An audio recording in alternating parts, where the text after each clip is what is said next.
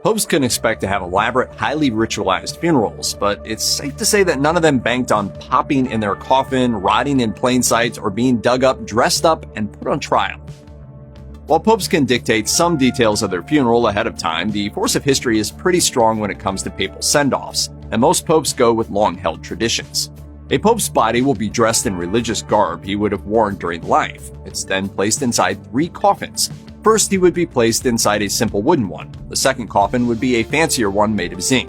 This coffin would be hermetically sealed and have his name and the dates of his reign engraved on the surface. Finally, the second coffin would be placed inside another wooden coffin. The whole assembly is placed beneath a marble slab, or, in the case of some pontiffs, inside an entire marble sarcophagus. Those aren't the only rituals closely followed in the wake of a pope's death. The Vatican observes a 9-day mourning period that's linked to ancient Roman custom.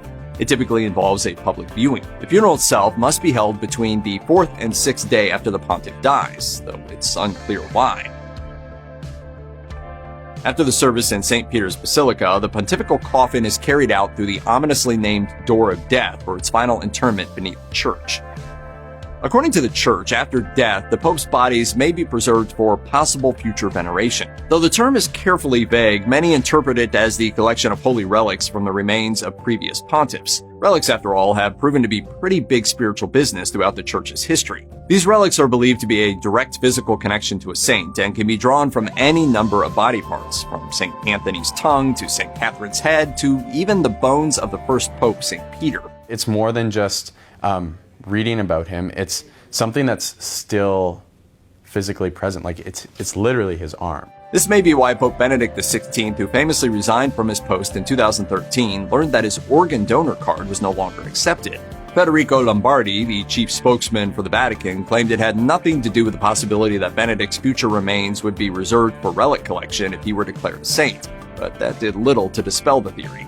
That being said, stolen relics certainly happened before. On multiple occasions, relics from Pope John Paul II, who was made a saint in 2014, were stolen. One relic was a piece of the blood-stained robe he had been wearing during a 1981 assassination attempt. Another was a vial of blood collected towards the end of his life, which was stolen from his resting place in Spoleto, Italy in 2020.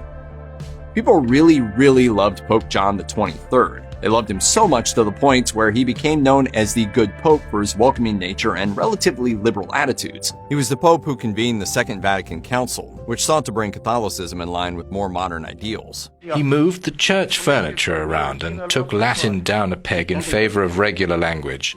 Given how much people venerated John XXIII despite his short reign from 1958 to 1963, it's no wonder that there was soon talk of impending sainthood. He was linked to a nun's disappearing stomach tumor for one, and when his tomb was opened in 2001, his remains were in extraordinarily good condition. Cardinal Virgilio Noe was even quoted by Reuters saying that it was as if he died yesterday.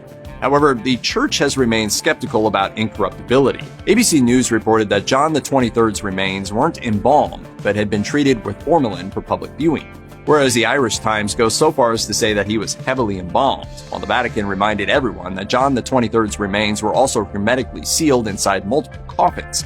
Nevertheless, the Pope's remains were put on display in 2001 in a glass-sided coffin for public viewing. The Los Angeles Times also notes that the body was outfitted with a wax mask made from a casting of the Pope's face made just after his death.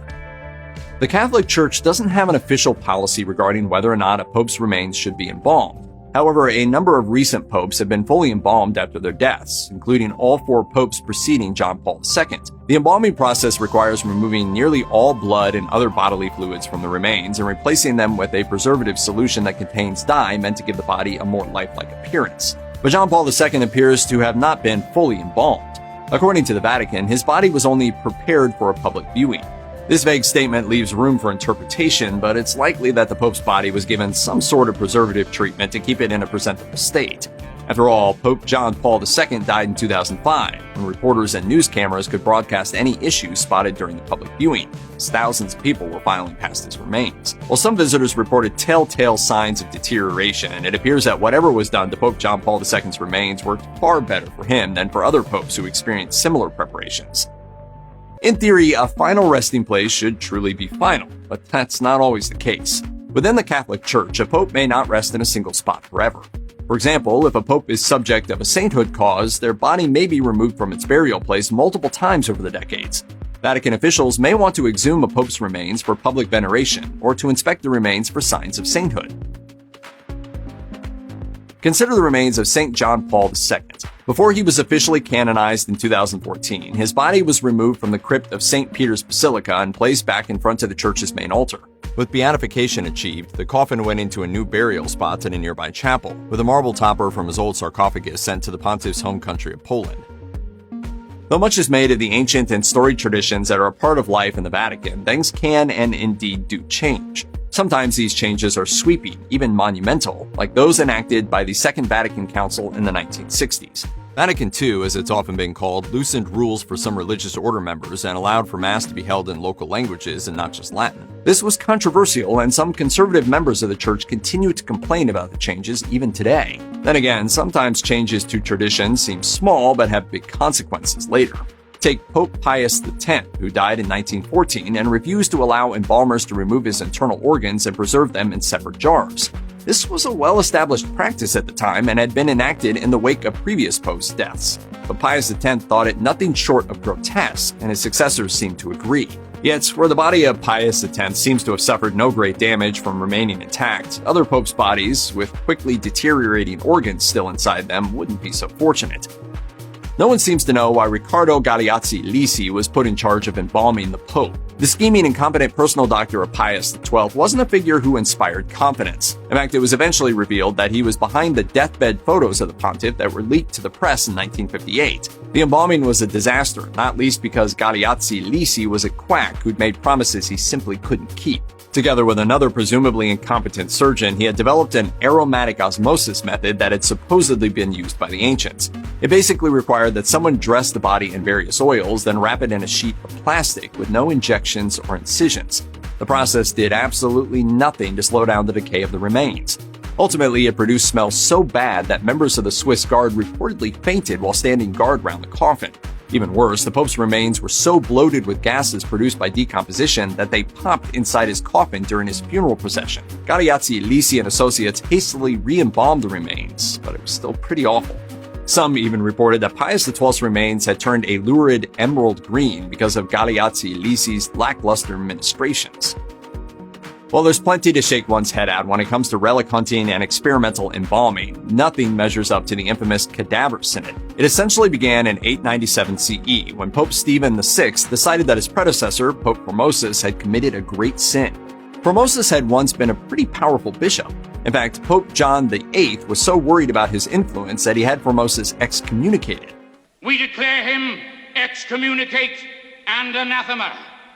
We cast him into the outer darkness. John was eventually killed, and his successor reinstated Formosus, who managed to snag his own spot as pontiff for 5 years before dying. By this time, the papal throne had a pretty high turnover rate, and anyone sitting there was bound to be nervous. So Stephen VI held a trial for the late Formosus, whom he believed had broken some key rules when he became pope. Stephen had his predecessor's remains exhumed, dressed in liturgical robes, placed in a chair, and tried. Being dead, Formosus was unable to defend himself against the charges and was quickly found guilty. His remains were unceremoniously tossed into Rome's Tiber River, where a fisherman pulled the body out of the water.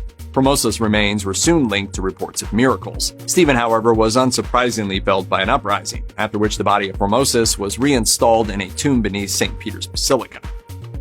When it comes to popes, St. Peter is kind of a big deal. It's not only that he was an original apostle of Jesus and, in fact, the head honcho of the 12 apostles. There's also the matter that, according to Christian tradition, Peter was the first ever pope. Like so many early Christian saints, legend has it that Peter met a gruesome end, crucified upside down by authorities under Roman Emperor Nero. This means that any relics recovered from the mortal remains of St. Peter would be pretty highly venerated by the faithful. Yet while bones that reportedly belonged to Peter have been displayed in the Vatican, the circumstances of these bone fragments' recovery and identification are unclear. The remains were taken from an ancient burial ground beneath St. Peter's Basilica that was uncovered after 1939. They were close to some graffiti in ancient Greek that was interpreted as, "Peter is here." Yet no pope has gone so far as to definitively state that the 9 recovered bone fragments belonged to St. Peter. In 1968, Pope Paul VI claimed that the bones were identified in a way we consider convincing, but offered precious little evidence beyond that.